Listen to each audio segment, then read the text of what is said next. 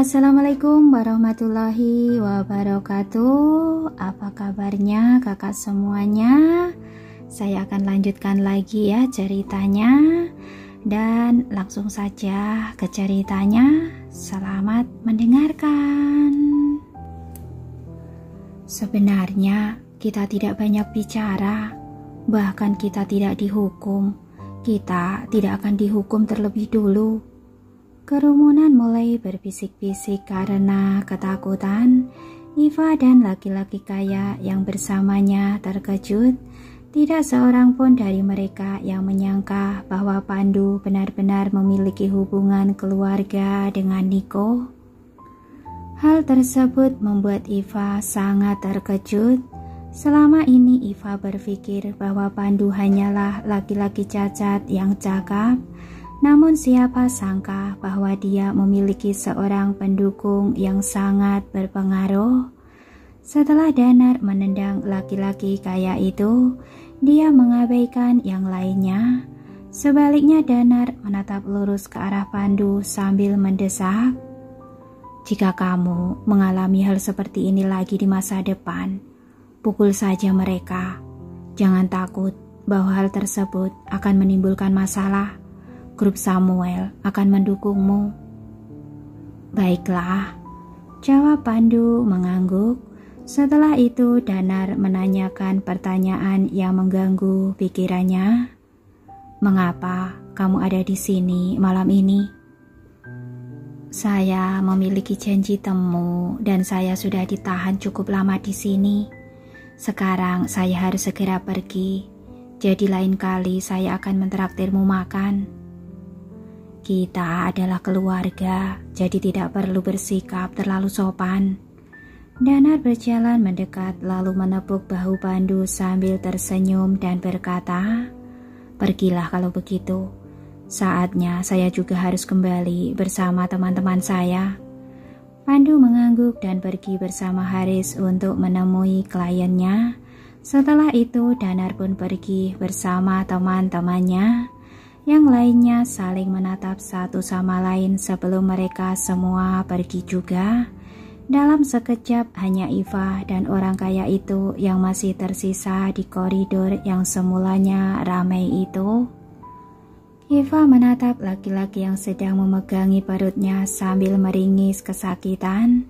Lalu Iva segera menghampirinya dan bertanya karena khawatir, "Apakah kamu baik-baik saja?" "Enyalah."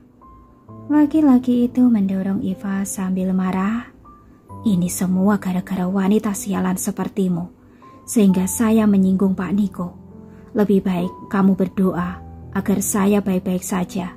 Jika saya tidak baik-baik saja, celakalah kamu." Dengan begitu, laki-laki itu berbalik dan pergi.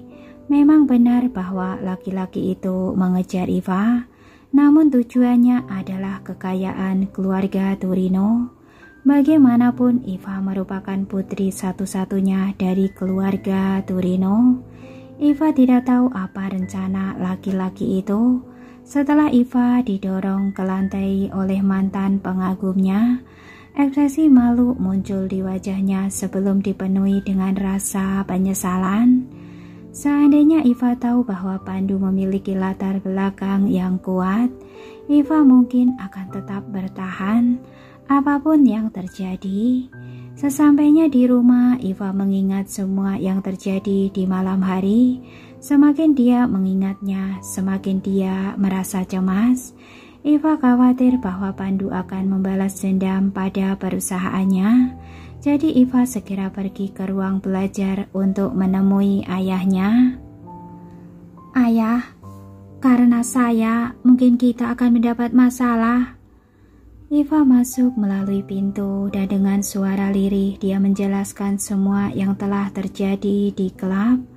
Ketika Iva selesai menjelaskannya, dia menatap ayahnya dengan cemas, mencoba membela diri sambil berkata, "Saya pikir Pandu memiliki beberapa trik dan itu cara dia agar dapat terlibat dengan grup Samuel.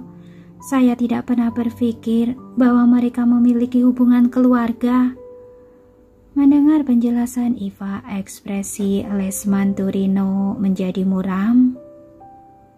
Saya mengatakan untuk selalu memperhatikan situasi, dan sebelumnya kamu benar-benar melakukannya dengan baik.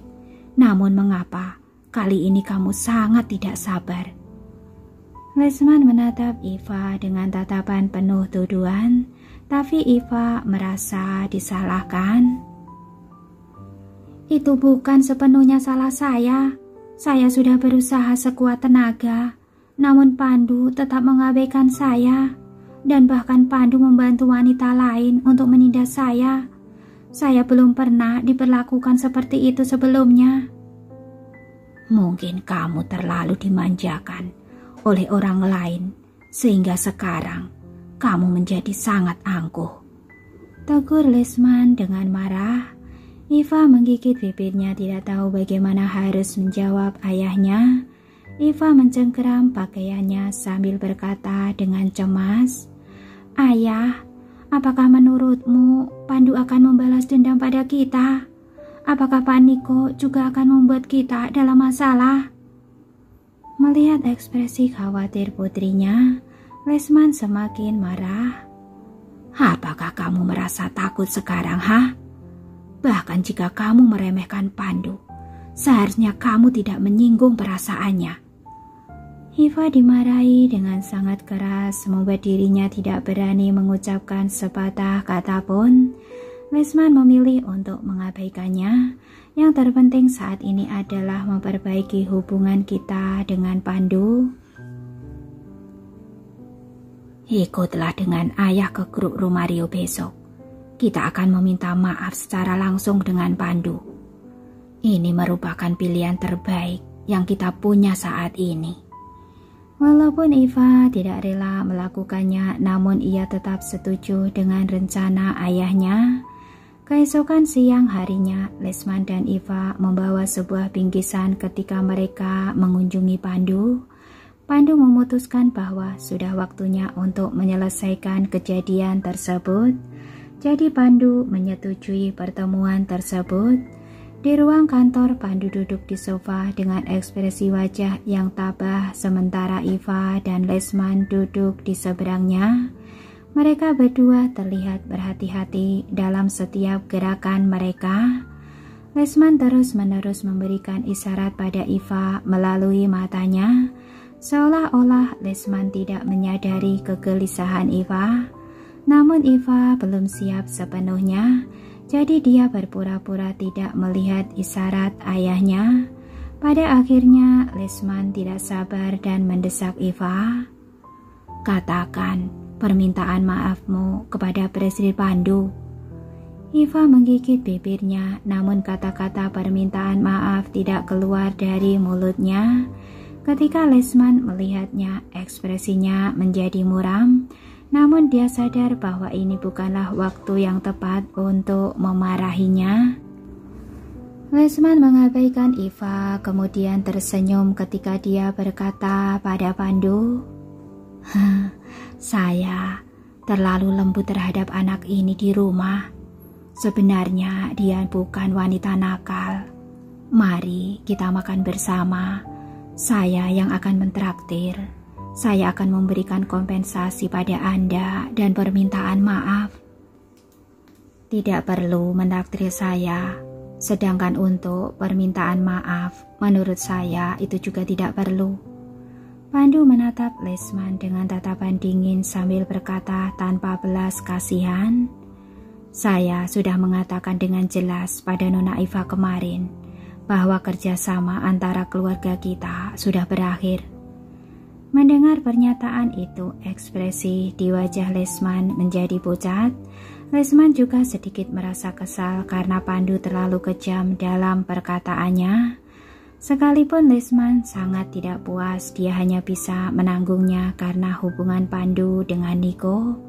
Ketika Lesman hendak membujuk Pandu, tiba-tiba pintu kantor terbuka. Tiara masuk sambil membawa kotak makan siang karena dia telah berjanji pada adiknya bahwa dia akan mengantarkan makanan hari ini. Ketika Pandu melihat Tiara masuk, wajahnya yang pada mulanya angkuh berubah menjadi lembut dalam sekejap.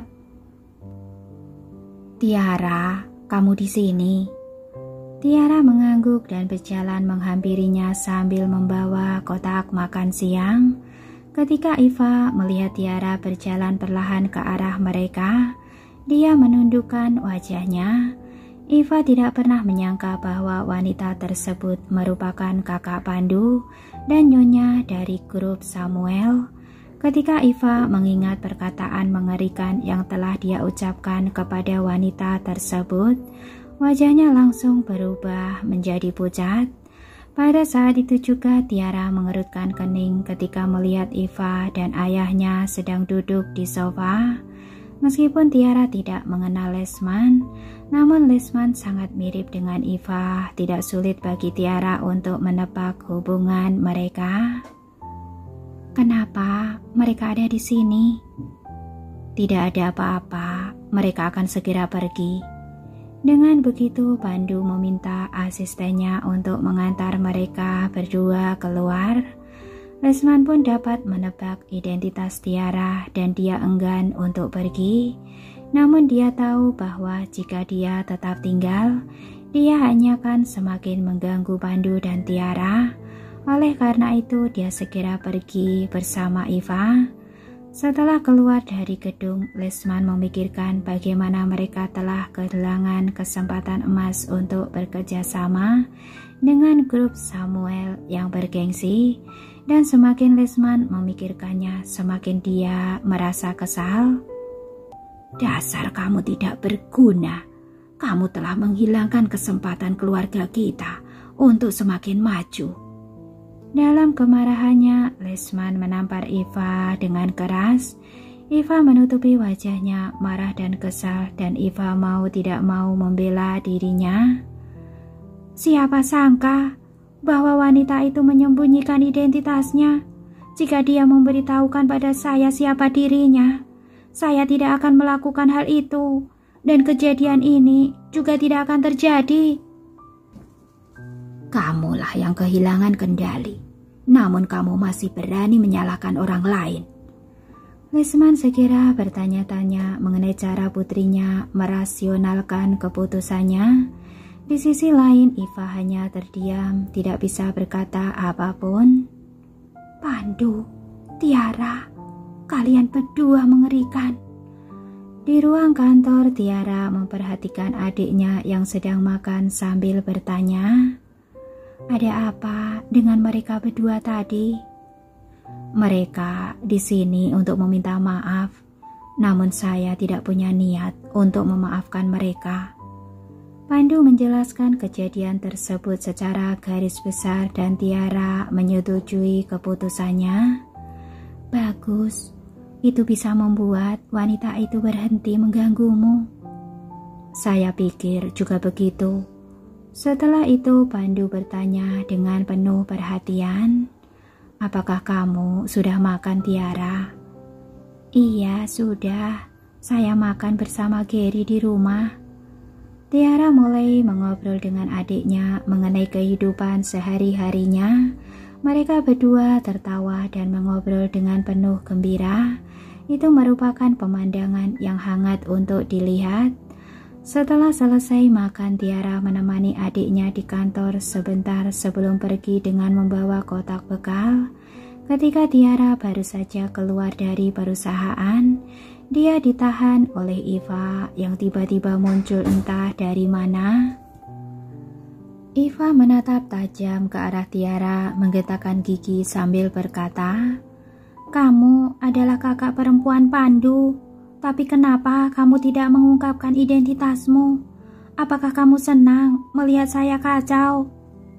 Mendengar perkataan Iva, ekspresi di wajah Tiara langsung berubah menjadi dingin. Tiara tidak menyangka bahwa Iva tidak menyadari kesalahannya sendiri dan bahkan datang untuk menanyakannya. "Pertama-tama, kamu tidak pernah memberi saya kesempatan untuk memberitahukannya padamu. Jadi saya tidak sempat memberitahukan padamu mengenai identitas saya. Selain itu, Saya tidak keberatan jika ada seseorang yang mengejar adik saya. Namun, saya tidak ingin wanita sombong dan kejam seperti dirimu mengejar adik saya atau menjadi adik ipar saya. Selain itu, kamu juga tidak pernah mempedulikan adik saya.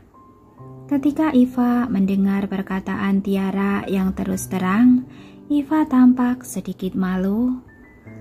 Tiara juga tidak mau membuang-buang waktu untuk Iva. Oleh karena itu, Tiara pergi setelah memberikan peringatan pada Iva. Jangan mendekati adik saya lagi, atau saya tidak akan bersikap baik padamu. Ketika Iva melihat Tiara pergi, dia sangat marah hingga dia hampir berteriak. Pada saat itu, Iva tidak dapat menyangkalnya lagi. Sesampainya di rumah, Tiara melupakan semuanya mengenai Iva. Dia menemani Gary berlatih biola di ruang musik. Mereka berdua bersenang-senang bersama. Pada sore harinya, Nico pulang ketika dia melihat Tiara sedang duduk sendirian di ruang tamu. Nico mau tidak mau bertanya, "Di mana Gary?" "Gary ada di atas sedang mengerjakan PR dari tutornya," jawab Tiara dengan jujur. Kemudian Tiara bangkit berdiri dan menghampiri Nico, kemudian membantu mengambil tasnya. Nico meraih tangannya dan menuntunnya ke lantai atas sambil berjalan. Nico bertanya, "Apakah kamu di rumah sepanjang hari?" "Tidak, saya mengantarkan makan siang untuk Pandu tadi siang." Ketika Tiara mengatakannya, dia teringat lagi pada Iva dan ayahnya. Mau tidak mau Tiara memberitahukan Nico mengenai hal itu. "Saya merasa bahwa Iva bukanlah seseorang yang mudah menyerah begitu saja. Saya sedikit khawatir bahwa Iva akan mengganggu adik saya lagi di kemudian hari." Ketika Nico melihat kekhawatiran di raut wajah Tiara, dia segera merangkul Tiara untuk menghiburnya. "Jangan khawatir, saya akan mengawasi mereka saat kamu tidak ada. Jika mereka mengganggu Pandu, saya akan mengambil tindakan." Mendengar perkataan Nico, Tiara merasa terharu karena Nico telah peduli terhadap adiknya. "Saya senang bisa bertemu denganmu." Tiara tidak bisa menahan diri untuk tidak memeluk Nico. Nico menatap Tiara yang tersenyum manis di pelukannya dan Nico tidak bisa menahan diri untuk menggodanya. Hanya itu. Tiara menatap ekspresi nakal di wajah Nico dan dia tahu apa yang Nico pikirkan. Bagaimana dengan ini? Saat Tiara mengatakannya, dia berjinjit dan mencium bibir merah muda Nico. Sentuhan lembut itu hanya berlangsung sesaat, namun Nico tidak bisa puas dengan ciuman yang hanya sebentar seperti itu. Nico melingkarkan lengannya erat-erat di pinggang Tiara, lalu menundukkan kepalanya dan memperdalam ciumannya. 2 hari kemudian, seperti yang telah diprediksi oleh Tiara, Iva masih belum menyerah pada Pandu. Dia terus berjaga di pintu masuk perusahaan. Ayahnya mengatakan bahwa dirinya cantik dan laki-laki akan merasa kasihan pada seorang wanita yang cantik. Jadi jika dia bertahan, mungkin cara tersebut dapat melunakkan hati Pandu. Pada suatu hari, Iva masih menunggu seperti biasa di lantai 1 perusahaan Pandu. Namun Iva telah menunggu sangat lama hingga hujan mulai turun, namun Pandu masih belum terlihat. Untuk menunjukkan ketulusan hatinya, Iva memutuskan untuk terus menunggu Pandu di tengah hujan. Dia berharap penampilannya yang terlihat menyedihkan dapat melunakkan hati Pandu. Walaupun Iva sudah berdiri lama di tengah hujan, namun Pandu masih belum muncul juga. Sementara itu, berita mengenai dirinya sudah tersebar di seluruh perusahaan dengan cepat. Wanita itu benar-benar licik. Apakah dia pikir Pak Pandu akan memaafkannya begitu saja? Hei, Dia benar-benar terlihat menyedihkan. Mungkin Pak Pandu akan melunakkan hatinya. Tidak mungkin. Apakah kamu tahu apa yang telah wanita itu lakukan? Dia telah menghina kakak perempuannya. Kalau begitu, sudah tidak ada harapan lagi baginya. Semua orang di perusahaan kita tahu bahwa orang yang paling penting bagi Pak Pandu yaitu kakak perempuannya. Kerumunan saling berbisik satu sama lain. Haris juga mendengar percakapan di antara para bawahannya. Kemudian pada hari itu, ketika Haris akan membahas beberapa masalah bisnis dengan Pandu, Haris mengatakan secara sekilas mengenai Iva. Pandu, Iva terlihat menderita saat dia menunggumu di bawah. Jangan biarkan dia menangkapmu sepulang kerja, atau dia akan menentangmu. Saya mengerti, jangan membicarakan dia. Bagaimana kerjasama kita dengan perusahaan Nuera? Pandu tidak ingin membuang-buang waktu untuk orang yang tidak penting. Oleh karena itu Pandu mengganti topik pembicaraan. Kemudian mereka berdua membicarakan mengenai pekerjaan. Sepulang kerja di malam hari, Haris membawa payung saat keluar dari perusahaan. Ketika dia melihat Iva masih berdiri di luar, dia mengerutkan keningnya. Wanita itu benar-benar keras kepala. Pada awalnya Haris ingin berpura-pura tidak melihatnya dan segera pergi. Tanpa diduga, Iva bergegas menghampirinya dan menghalangi jalannya.